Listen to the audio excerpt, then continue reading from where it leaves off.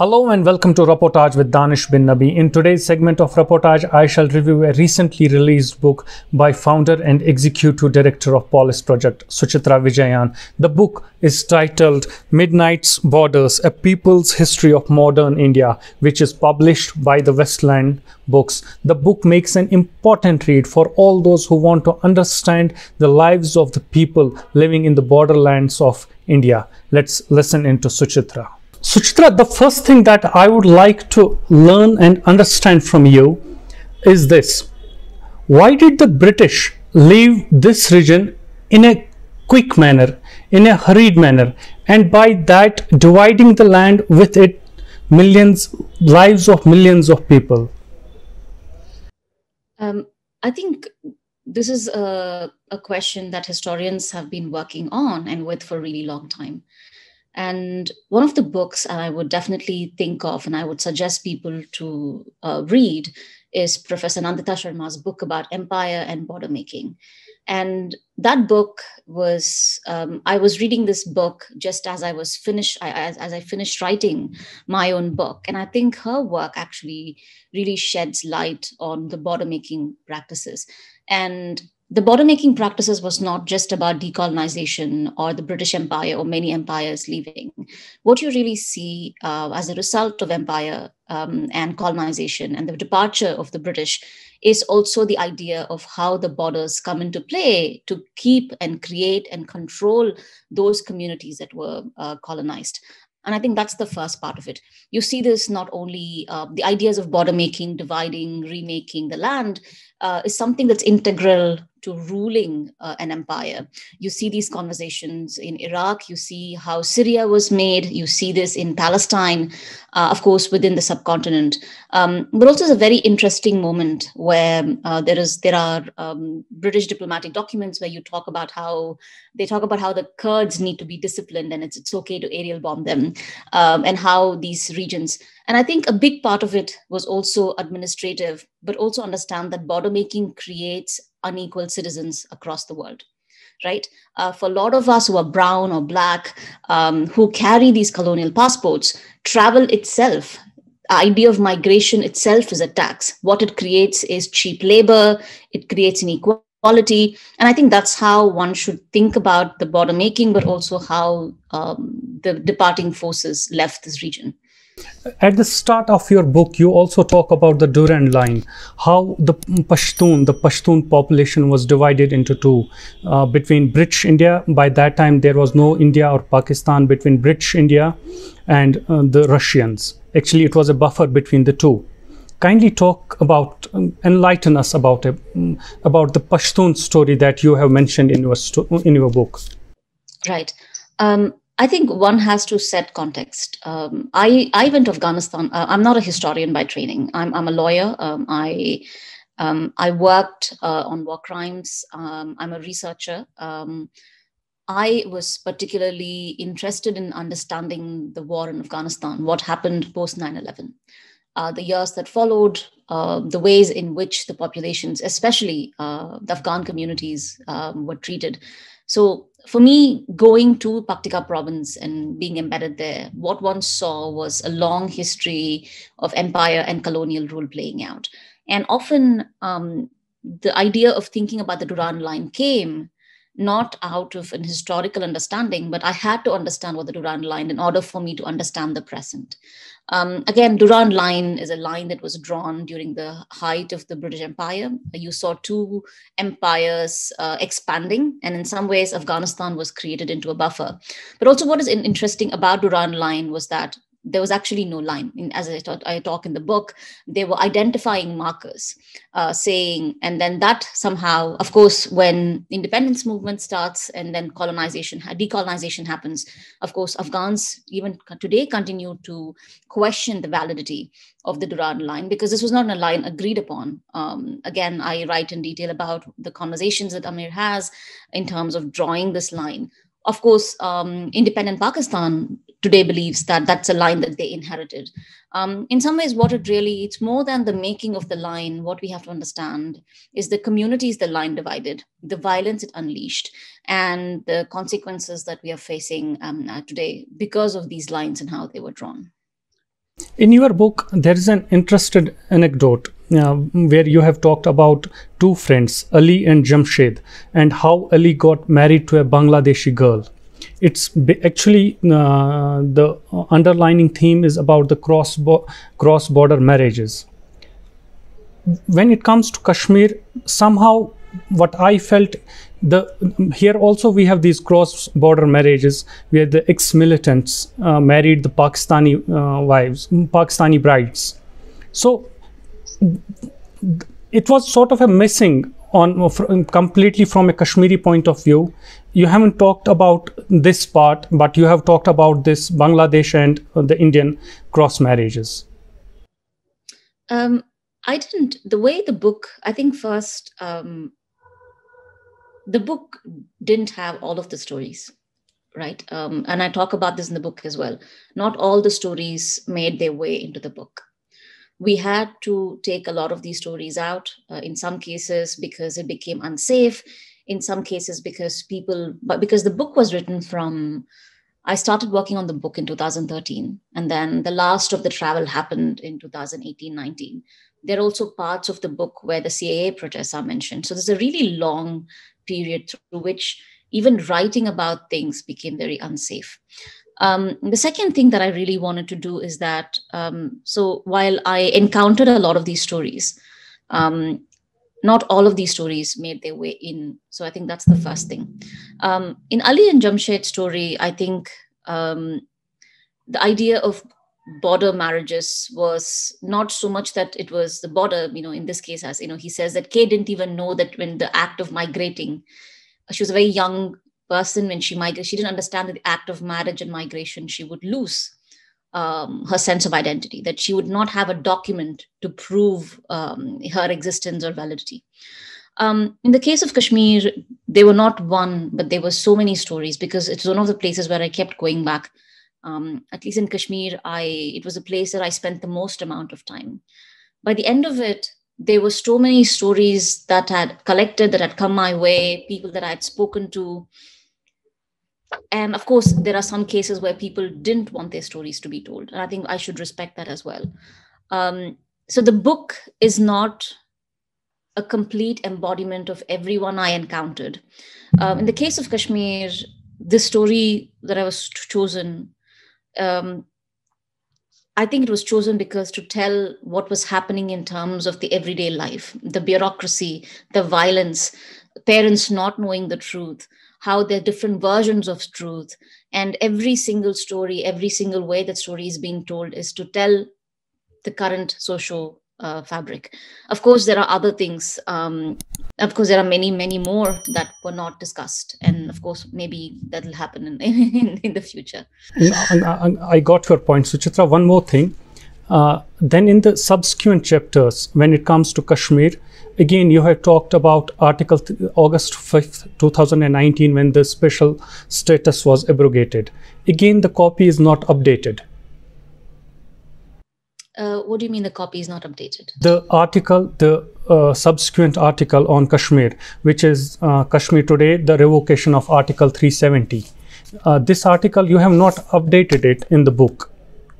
Why is it so? It is there. Article 370 is there, but then there is the follow-up passage that is there. But the book also the manuscript was locked almost a year before it went into print. So what you have then was when the article went into thing. That's why you have the Kashmir chapter. And then there is Article 370 in the book. I talk about abrogation. I talk about the chapter in which abrogation happens. So this chapter went into lock about a year ago. So the book is updated as when the chapter was written. Fine, Suchitra, let's move ahead. You have also talked about CAA. How dangerous do you think these laws are for the democracy of India? Very dangerous. The thing is, you're creating and you're manufacturing an entire class of stateless people with religion as the basis. So it is, I mean, the answer to it is very unsafe. It is dangerous. It's going to create serious crises and concerns for questions of citizenship. And do you think the Indian state, as a nation state, as a welfare society, has failed in protecting its citizens? More so, more so, especially those people living in these border areas? No, it hasn't. It has failed very badly. I mean, I don't know what else to say. That's the entire book is about the failure of the Indian state and its capacity um, to rule, its capacity to govern. It's a book that is an ethnography of power. And of course, it has failed. And I think it has failed. I think it's failed everyday people. Suchitra, one thing I would like to know from you. After reading, researching, meeting, and listening to these horrific stories of people, how bad, or I can put it like this, how hard it's for you to maintain your emotional balance and to be balanced while you are reporting all these cases? How hard it has been for you? I no longer understand, and I say this as someone who's still struggling with these things, right? I don't know what it means to tell a balanced story when you're dealing with people who have suffered deprivation of rights, people who've lived under an occupation, people who live under curfew, and who have a long history of violence that's been wrought on them, not just in Kashmir, but across these many borderlands and bordered communities. How can you bring balance to that, in the sense that I always believe that the job of a writer, I don't call myself a journalist because I feel journalists have a higher calling. I consider myself a lawyer, a writer, and researcher. Any As a writer, Yeah, sorry, yeah. No, please go ahead. as a writer and a researcher, my absolute loyalty and responsibility is to report what I see in the most truthful manner and to present facts and analysis, but also make sure that the voice of those who have given me the great privilege of talking to me, right? Because nobody has to talk to you. When someone sits down and has a conversation with you, it's a political act. They're opening up their homes, their histories, their stories. And I think I have been truthful to that. And I think that was the most important thing to me. Now, when you say balanced, what I've done is, one part of the book is research, which means that historically everything that I could find is presented. If you look at the footnote, the book has a large bibliography and an index, which gives people access to look at the source material, the primary material. And in the second part, I have honestly gone back to tell these stories. Even the stories I tell are, footnoted, sourced. I think that is a responsibility. Neutrality, balance. I mean, we are living in a very difficult time. We are living in an authoritarian regime. There are laws being pushed in. At that time, balance doesn't mean that you say, oh, the person who was victim of violence is saying this and the state is saying this. That is not balance. Giving the powerful and the powerless and putting them on the same thing is not balance. That's violence. What one should do is to report, write, think in defense of the powerless and turn the lens back to the powerful. This brings me to the another part of this question. Any tips for such researchers who carry out a similar research? Any tips for them? How can they be balanced in their research?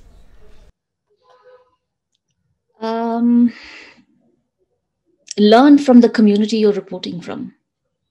Make sure that you always listen to people. Always listen to critique. Think about it. Take time. All of this is not about you. It's about the people in the community. Be respectful. I think that's important. And I think often I've seen this is that it's very easy to be disrespectful to the very people whose stories you're trying to say. And always write not for the powerful. Write to question the powerful. I think that's important. You should never be in a room and feel comfortable with someone powerful. You should not claim to be their friends. You should be in a position to always critique them, and hold them accountable. And I think that's what I use in terms of thinking and writing. Suchitra, before I wind up this discussion, I would like to read out a passage from your book, and with it my last question. In the last chapter, titled The Tractor Brigade, you have mentioned about Joginder Singh Suj, who actually is from Hyderabad, Sindh, now present-day Pakistan. Mr. Suj tells you, and I quote, "I spoke Punjabi, Urdu, Farsi, and Punjabi, Sindhi, Urdu, and Farsi. These languages did not belong to any person back then. They belong to all of us." Then Mr. Suj tells you, "Now Urdu is a Muslim language. Like its people, the language is also exiled in ghettos. Farsi is no longer a language of the educated. No one learns it. The borders have made our minds smaller, our language die with care, and our people petty." Why do you think India and Pakistan have failed to preserve, at least if they cannot care about their people, why they have failed to preserve the languages, the culture, and the art? I'm actually not the right person who's qualified to do it. I'm not a linguist. But I think what's very interesting is that I've been having this conversation with my friends in Pakistan. And in Pakistan, Urdu has a very different connotation, right? In Pakistan, Urdu is not seen as, look, I think in India, while Urdu is being demonized or, exiled, as Mr. Suj says, in Pakistan, Urdu was imposed on people, right? In Pakistan, people are fighting against Urdu because local languages like Sindhi, other local indigenous languages are also being. So eventually, I think we have to look at it from that state's perspective. Languages flourish and grow when you don't put geos on them. The moment you put a government order against languages, culture, I think that's the problem. And I think it's also a problem of ethno-nationalism. I think it's a problem of defining all of us through the narrowness of what we do.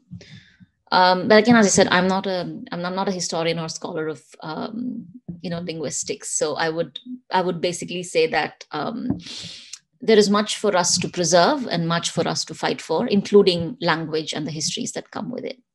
Suchitra, let's end this discussion on this very note. Thank you very much for talking to me. Thank you. Please subscribe to our channel Reportage and press the bell icon to remain updated.